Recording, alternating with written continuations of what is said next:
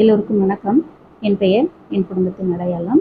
டிஎன்பிஎஸ்சிக்கு ஃப்ரெஷராக இருக்கீங்க, இல்லை ஆல்ரெடி நீங்கள் படிச்சுட்டு இருந்தீங்க அப்படின்னாக்கா, இப்போ சேஞ்ச் பண்ண சிலபஸை எப்படி படிக்கணும், வேர் டு ஸ்டடி அப்படிங்கிறது தான் இந்த வீடியோவில் நீங்கள் பார்க்க போகிறீங்க. அதே மாதிரி ஜிஎஸ்ஸை எது படிக்கணும், மேக்ஸை எதுக்கு இம்பார்ட்டன்ஸ் கொடுக்கணும், தமிழில் எந்த புக்கு ஃபஸ்ட்டு படிக்கணும் அப்படின்னு சொல்லிட்டு ஆல்ரெடி நம்ம சேனலில் வீடியோஸ் அப்படிங்கிறது அப்லோட் பண்ணியிருக்கேன்.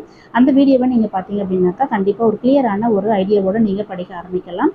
இந்த வீடியோ அப்படிங்கிறதும் உங்களுக்கு ஒரு ரொம்ப கன்ஃபியூஷனில் இருக்கீங்க, எப்படி படிக்கணும், எதை ஃபஸ்ட்டு ஸ்டார்ட் பண்ணணும்னு தெரியாதவங்க, எதெல்லாம் படிக்கணும் அப்படிங்கிறது தெரியாதவங்களுக்கு கண்டிப்பாக இந்த வீடியோ அப்படிங்கிறதும் யூஸ்ஃபுல்லாக இருக்கும்.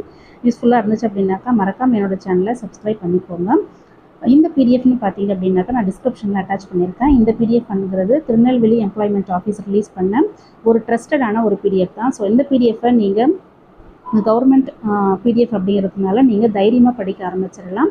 ஒரே ஒரு விஷயம் என்ன அப்படின்னாக்கா, நீங்கள் ஃபஸ்ட்டு புக்கை தான் கம்ப்ளீட் பண்ணணும். புக்கை படிக்காமல் நீங்கள் அதர் சோர்ஸஸ் படிச்சிங்க அப்படின்னாக்கா கண்டிப்பாக அது வேஸ்ட்டுன்னு தான் நான் சொல்லுவேன்.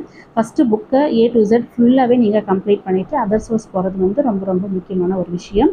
அதே மாதிரி இந்த 100 டேஸை நீங்கள் வேஸ்ட் பண்ணிடாதீங்க.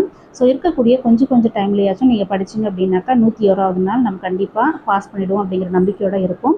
All the best. தேங்க்யூ.